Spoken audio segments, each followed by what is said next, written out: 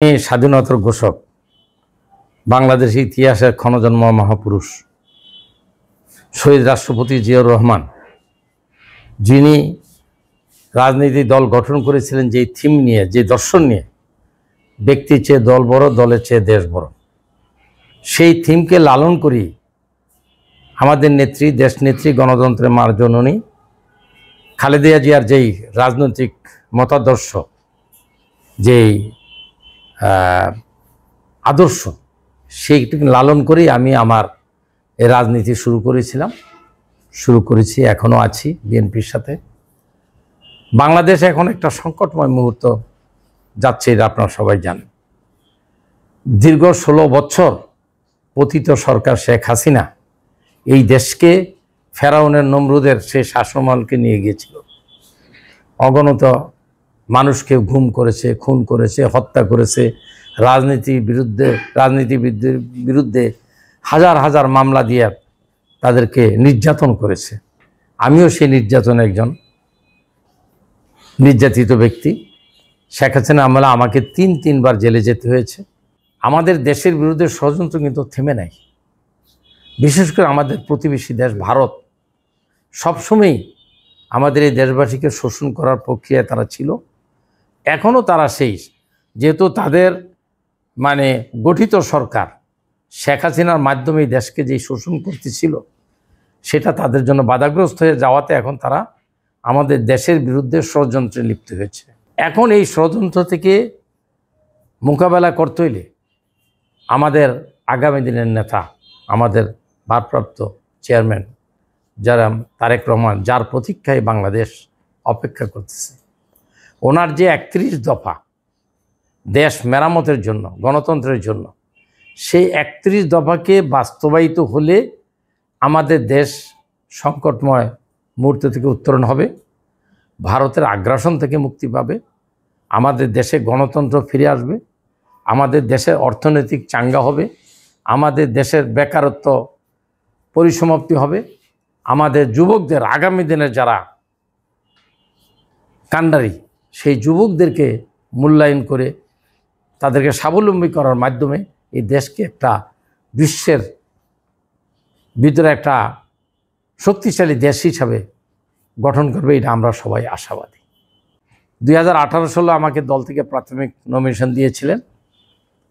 আমি এইবারও আশাবাদী আমাদের দল আমাকে নমিনেশন দেবে। তার কারণ আমি পরীক্ষিত দলের একজন কর্মী। আমি গত 40 বছর ধরে দলের সাথে সম্পৃক্ত, জেল খেটেছি, মামলার শিকার হয়েছি, ব্যবসা বাণিজ্য ধ্বংস করেছে, আমার ধন সম্পদেরও ক্ষতি করেছে, কিন্তু আমি বিচলিত হই নাই বা আমি থামি নাই। আমাদের দলের যে থিম, যে আদর্শ, সেটাকে লালন করে আমি এগিয়ে যাচ্ছি। ইনশাল্লাহ আমরা কামিয়াব হব। আমার এই এলাকায় নির্বাচন করার যে মুখ্য উদ্দেশ্য, সে উদ্দেশ্য হলো যে ঢাকা 16 আসন গঠিত হওয়ার পরে এই পর্যন্ত এই এলাকাবাসী একজন গঠনমূলক, সৎ এবং এলাকাবাসীর কল্যাণে কাজ করার মতন কোনো প্রতিনিধি পায় নাই। আমি যেহেতু এই রাজনীতির সাথে সম্পৃক্ত, সামাজিকভাবে জড়িত, আমি কিন্তু আমি কোনো কিছু হতে না পেরেও আমি ব্যক্তিগতভাবে এই এলাকাবাসীর দাবির মুখে শহীদ জিয়া মহিলা বিশ্ববিদ্যালয় কলেজ নামে একটা কলেজ করে দিয়েছি 93-তে, এবং মেয়েদেরকে শুরু থেকে যেন উচ্চশিক্ষা নিতে পারে, সেই জন্য আমি মেয়েদেরকে স্বাবলম্বী হওয়ার জন্য, উচ্চশিক্ষিত করার জন্য আমি শহীদ জিয়া গার্লস ল্যাবরেটরি ইনস্টিটিউট নামে একটা গার্লস হাই স্কুল করে দিয়েছি এই ঢাকা 16 আসনে পল্লবীতে। সেখানে এলাকার গরিব মেয়েরা স্বল্প খরচে তারা উচ্চশিক্ষা নিতেছে। এই এলাকাবাসীর দাবি আছে, আমার কাছে বিভিন্নভাবে বলেছে যে আমি যেহেতু একটা গার্লস হাই স্কুল করে দিয়েছি, একটা কলেজ করে দিয়েছি, মেয়েদেরকে আরও উচ্চশিক্ষিত করার জন্য, ছেলেদেরকে উচ্চশিক্ষিত করার জন্য একটা বিশ্ববিদ্যালয় এলাকায় অত্যন্ত প্রয়োজন। এবং এই ঢাকা 16 আসনে লোক বসতি হইল প্রায় 6 লাখের মতন ভোটার, 6 লাখের উপরে ভোটার, এবং লোক বসতি আছে এখানে প্রায় 8 থেকে 10 লক্ষ। এই লোকের চিকিৎসার, সহজ চিকিৎসার জন্য কোনো ব্যবস্থা নাই। আমাকে অনেকেই বলেছে যে ভাই আপনি তো এই তো কিছু করেছেন, একটা মেডিকেল কলেজ হাসপাতাল করেন। এটা আমার খুব ইচ্ছা, কিন্তু 16 বছর আমরা তো নির্যাতনের মুখে ছিলাম, আমরা ওপেন হতে পারি নাই, যার জন্য ইচ্ছা থাকা সত্ত্বেও আমি এই 2টা কাজে ভূমিকা নিতে পারি নাই। তো ইনশাল্লাহ আমার ইচ্ছা আছে, যদি আল্লাহর রহমতে জনগণ আমাকে ভোট দিয়ে নির্বাচিত করে, ইনশাল্লাহ আমি স্কুল কলেজের পরে একটা বিশ্ববিদ্যালয় এবং একটা মেডিকেল কলেজ হাসপাতাল আমি এই ঢাকা 16 আসনে ইনশাল্লাহ আমি স্থাপিত করব। এইটা সরকারিভাবে হোক, ব্যক্তিগতভাবে হোক, ইনশাল্লাহ আমি এই উদ্যোগটা নেব। টাকা পয়সা আল্লাহ রাব্বুল আলামিন, আমার ব্যবসা বাণিজ্য, আমি একজন প্রতিষ্ঠিত ব্যবসায়ী, ব্যবসার মাধ্যমে আল্লাহ রাব্বুল আলামিন আমাকে যথেষ্ট দিয়েছে। আমার মানুষ মরণশীল, আমাকেও দিনে ছেড়ে চলে যেতে হবে, কিন্তু মানুষের কল্যাণে যদি কিছু ভালো কাজ করে যেতে পারি, তাহলে এটা আমার দুনিয়া এবং আখেরাত দুটার জন্যে আমার সফলতা আসবে।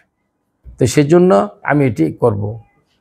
আরেকটা জিনিস হলো, আমাদের এখানে মাদক একটা বিশাল, এটা বিগত সরকারও এরকম প্রতিনিধিও কোনো উদ্যোগ নেয়নি। বর্তমানেও রাজনৈতিক যে একটা হযবরল অবস্থা চলতেছে দেশে, এই হযবরল অবস্থার কারণে মাদক ব্যবসায়ীরা, মাদকরা তাদের হাতকে বড় করে তারা প্রসারিত দিন দিন উত্তরণ করাচ্ছে। ইনশাল্লাহ আমি নির্বাচিত হলে এই এলাকায় মাদক থাকবে না, চিরদিনের জন্য মাদক বিতাড়িত করা হবে। সন্ত্রাস, চাঁদাবাজ ইনশাল্লাহ এই এলাকাকে মুক্ত করা হবে। সন্ত্রাস, চাঁদাবাজদের এখানে কোনো স্থান হবে না। আমার এই এলাকাবাসী, আমি এখানে প্রায় 50 বছর ধরে বসবাস করতেছি। এলাকাবাসী আমার যদি জীবনযাত্রা যদি পর্যালোচনা করে, তারা এটা প্রমাণ পাবে যে আমার এই দীর্ঘ সময়ে আমি বোধহয় এলাকায় এমন কোনো কাজ করি নাই যেই কাজ এই এলাকার জনগণ বিরুদ্ধে, সমাজের বিরুদ্ধে, দেশের বিরুদ্ধে। আমি সবসময় আমার হাতকে প্রসারিত করেছি মানুষের জন্য, সমাজের জন্য, দেশের জন্য। তা আগামী দিনে ইনশাল্লাহ সেইটা হবে। এখানে আরেকটা বড় জিনিস আমাদের আছে, যে আমাদের সন্তানদের খেলাধুলার মান উন্নয়ন করার জন্য, যেমন আমার পাশে একটা সিটি ক্লাব আছে, এবং আমার থেকে 2-3টা রোড পরে আরেকটা মাঠ আছে, সেটা বর্ণক মাঠও একসময় প্লট করেছিল, আমি তখন বর্ণকের সভাপতি ছিলাম। সেই প্লট করতে দেই নেই, মাঠ যাতে করা যায়, যেখানে ছেলেরা খেলাধুলো করতে পারে, এবং আপনার মানুষ বিকালবেলায় জনগণ যাতে ওখানে বসে খেলাধুলা দেখতে পারে, সেই অবস্থায় একটা গ্যালারি সহ সেটাকে পূর্ণাঙ্গ দেওয়া হবে। আর এই সিটি ক্লাবটা 16-17 বছর ইলিয়াসমোল্লা দখল করেছিল। বর্তমান যে কমিটি, এই কমিটি একটা অবৈধ কমিটি। এই কমিটি জোর করেই এখন সিটি ক্লাবকে দখল করে আছে। এটা সিটি ক্লাবের যে গঠনতন্ত্র আছে, সেই গঠনতন্ত্র মোতাবেক সিটি ক্লাবটা কমিটি গঠন করা হয় নাই। মানে একটা গোষ্ঠী, চিহ্নিত গোষ্ঠী, তারা তাদের পরিবার নিয়ে, তার পরিবার পরিজন নিয়ে সিটি ক্লাবটাকে দখল করে আছে জোর করে। বর্তমান যে কমিটি, সভাপতি একজন আওয়ামী লীগের লোক, আওয়ামী লীগের অত্যন্ত কুখ্যাত নেতা মাহবুব আল হানিফের ভাই, পার্টনার তারেক আল মামুন, তাকে সদস্য বানাইয়ার সাথে সাথেই তাকে সভাপতির দায়িত্ব দেওয়া হয়েছে, এবং সেক্রেটারিও ঠিক তাই। অতঃপর না, আমরা এটা চাই না। আমি যে ওখানে বাধা দিয়েছিলাম যে না, কমিটিটা গঠনতন্ত্র আছে, এই ক্লাব একটা রেজিস্টার্ড ক্লাব, এবং এটা প্রথম শ্রেণী ক্রিকেট ক্লাব, প্রথম শ্রেণী ফুটবল ক্লাব, এখন আরও বিভিন্ন প্রশিক্ষণ দেওয়া হয়। এই ক্লাবটাকে, ক্লাবের যে গঠনতন্ত্র আছে, সেই গঠনতন্ত্র মোতাবেক গঠন করা হোক। কিন্তু এই গোষ্ঠী কর্ণপাত দল বল যাইয়া এই ক্লাবটাকে দখল করে, এবং এইটাকে তারা তাদের জ্ঞাতি গোষ্ঠী দিয়ে তারা দখল করে আছে। ইনশাল্লাহ আমি যদি, এলাকাবাসী যদি আমাকে নির্বাচিত করে, আমি ইনশাল্লাহ যে কোনোভাবে হোক এই ক্লাবকে পুনরুদ্ধার করে এখানে একটা মানসম্পন্ন একটা স্টেডিয়াম করা হবে। স্টেডিয়াম করে দেওয়া হবে, যাতে এখানে সুন্দর মানসম্পন্ন খেলাধুলা হয় এবং এলাকাবাসী ছেলেমেয়েরা যেন গ্যালারিতে বসে খেলা দেখতে পারে। এটা শুধু কমার্শিয়াল দোকানপাট থাকবে, কিন্তু সেই দোকানপাটের আয় ক্লাবে যাবে, কারো ব্যক্তি পকেটে যাবে না। দোকান যেহেতু আছে, দোকান যদি আমরা গ্যালারি করি হয়তো দোকান হবে। সেই দোকানগুলো যারা বর্তমানে আছে তাদেরকে হয়তো আমরা মানে প্রায়োরিটি বিষয়ে অগ্রাধিকার দিয়ে বরাদ্দ দেব, এবং এই দোকানের আয় সম্পূর্ণ আয় ক্লাবে যাবে, ক্লাবের খাতে খরচ হবে, এলাকার ছেলে মেয়েরা যেন উপকৃত হয়। এবং একটা ইনডোর স্টেডিয়াম করা হবে যেখানে মেয়েরা খেলাধুলো করতে পারে। 80-র দশকে জিয়াউর রহমান ক্ষমতায় আসার পরে আপনার এই এলাকাকে যে একটা আপনার মাস্টার প্ল্যান করেছিল, যেই মাস্টার প্ল্যানে বাড়িঘরগুলো প্লটগুলো দেওয়া হয়েছিল, সেখানে কিন্তু পার্কের জায়গা ছিল একাধিক। কিন্তু এলাকার কিছু স্বার্থান্বেষী মহল সন্ত্রাসীর মাধ্যমে প্লট ব্যবসার মাধ্যমে সেই পার্কগুলোকে দখল করে নিয়েছে। ইনশাল্লাহ আমি নির্বাচিত হইলে আইনসম্মতভাবে ইনশাল্লাহ ওই মানে পার্কগুলোকে পার্কের জায়গা পুনরুদ্ধার করব, এবং এখানে মানে বাচ্চাদের খেলাধুলার জন্য এবং সময় কাটানোর জন্য ইনশাল্লাহ সেটাকে পূর্ণাঙ্গ রূপ দেওয়া হবে। রাত্রে 11টার পরই বিশেষ করে ওই চাঁদাবাজরা এবং মাদক ব্যবসায়ীরাই কিন্তু এটাকে কন্ট্রোল করে। আপনি যদি আপনারা পরীক্ষা নিরীক্ষা করেন, পর্যালোচনা করেন, দেখতে পাবেন এই বাসগুলো যে এইভাবে থ্যাব্রোভাবে রাখা হয়, এটা কিন্তু চাঁদাবাজ এবং মাদক ব্যবসায়ীদের কন্ট্রোলে। তারা এই বাসের আড়ালে তারা মাদক ব্যবসার তারা এখানে পরিচালনা করে, এবং চাঁদাবাজরা এখান থেকে চাঁদা উত্তোলনের মাধ্যমে তারা লাভবান হচ্ছে। ইনশাল্লাহ আমি যদি নির্বাচিত হই, ইনশাল্লাহ আমি কথা দিচ্ছি, আমাদের এই এলাকায় ঢাকা 16 আসনে এখনও সরকারি অনেক জায়গা আছে, বেহাত বেদখল হয়ে আছে। ইনশাল্লাহ ওই সমস্ত সরকারি জায়গা পুনরুদ্ধার করে একটা টার্মিনাল করা হবে, যেখানে রাত্রে বাস থাকবে, যেখান থেকে বাস পরিচালনা হবে, এবং ওখানে সরকারিভাবে এটাকে ব্যবস্থা নেওয়া হবে যাতে এই মাদক ব্যবসায়ী সন্ত্রাস চাঁদাবাজরা যেখানে তারা অবস্থান নিতে না পারে। পল্লবী রূপনগর এই 2 থানা ঢাকা 16 আসনের যে কমিটি, ত্যাগী নেতাকর্মীদের কোনো অবস্থান নাই। এখানে সব হাইব্রিড, আওয়ামী লীগ থেকে আসছে, আওয়ামী লীগ পরিবারের থেকে আসছে। সে হলো সবচেয়ে বড় নেতা। জামাত শিবির করত, সেই শিবিরের নেতাকে পল্লবী থানার বিএনপির নেতা বানানো হয়েছে।